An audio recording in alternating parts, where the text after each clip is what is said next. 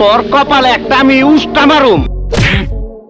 এই পৃথিবীতে বসবাসরত প্রাণীরা এমন কিছু কর্মকাণ্ড করে থাকে যেগুলো হয়রান করার মতো হয়ে থাকে, আর আমরা মানুষেরা যখনই এদের সম্বন্ধে জানতে যাই তখনই এমনই কিছু দেখতে পাই যেগুলো দেখে বিজ্ঞানীদের শত বছরের রিসার্চ হার মেনে যায়। কখনো কখনো পশুরা এমন কিছু করে বসে যেগুলো দেখে নিজের চোখের পলক ফেলা যায় না, আবার কখনো এদের অদ্ভুত কর্মকাণ্ড দেখে নিজের হাসিকে আর ধরে রাখা যায় না। প্রাণীদের এমনই কিছু হতভম্বকর, রোমাঞ্চকর ও হাস্যকর মুহূর্ত দেখানোর জন্য বাংলা কাউন্টডাউন আপনাদের জন্য একটি সিরিজ শুরু করেছে, যার 2টি পার্ট আপনারা অনেক বেশি পছন্দ করেছেন। তাই আপনাদের জন্য নিয়ে এসেছি funny animal moments caught on camera part 3।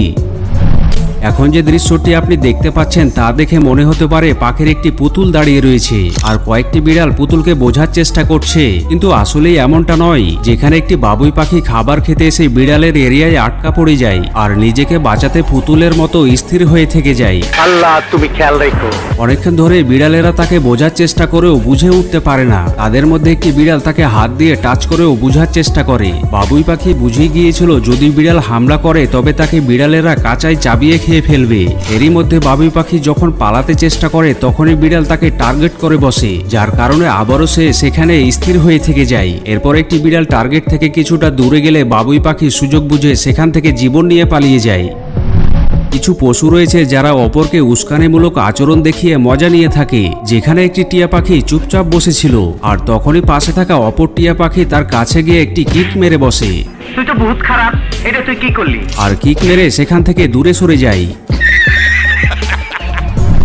বর্তমান জামানা বদলে যাবার সাথে সাথে পশুদের মধ্যে পরিবর্তন দেখতে পাওয়া যায়। যেখানে ইঁদুর বিড়ালের ভয়ে জীবন বাঁচাতে পালিয়ে যেত, সেখানে ইঁদুরকে বিড়ালের কাছে গিয়ে বিড়ালের খাবার দখল করে খেতে দেখা যাচ্ছে। এই তোরে তো দাওয়াত দেই নাই, তুই আইসা গেছিস, তোর রক্ত দাসটা আমি হোলি খেলুম। যখন 2টি কুকুর একে অপরের সাথে লড়াই করে তখন তারা জায়গা ও সময় পরোয়া না করে ময়দানে নেমে পড়ে। আর এখানে 2টি বাচ্চা কুকুর মুরগির ফার্মের ভিতরে এসে লড়াই শুরু করে দেয়। পাশে থাকা মুরগিগুলো তাদের লড়াই দেখার জন্য চারিদিক ঘিরে দাঁড়িয়ে যায়। দেখে মনে হচ্ছে ফাইট ক্লাবে 2টি কুকুর লড়াই করছে।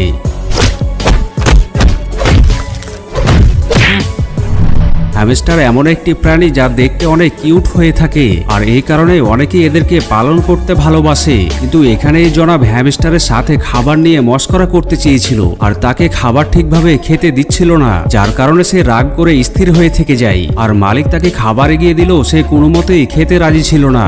আমি অনশন করুম, না খায় অনশন করুম, আমার অপমান করছে।